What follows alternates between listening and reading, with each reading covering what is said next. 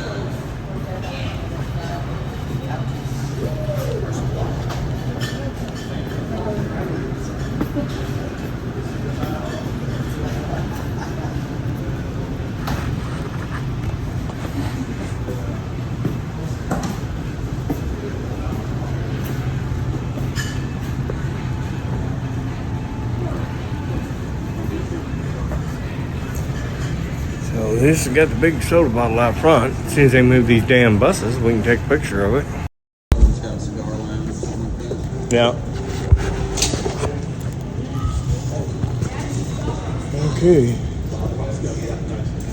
We're at the giant soda bottle outside Oklahoma City.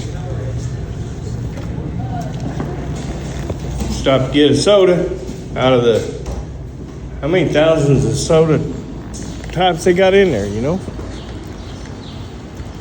We'll go out here and film the soda bottle here in a minute.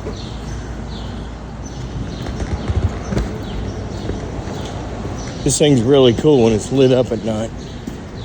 Unfortunately, we're not getting through here at night. 66 is not a road you want to travel on a motorcycle at night because you're going to run into about a bunch of deer, I would imagine.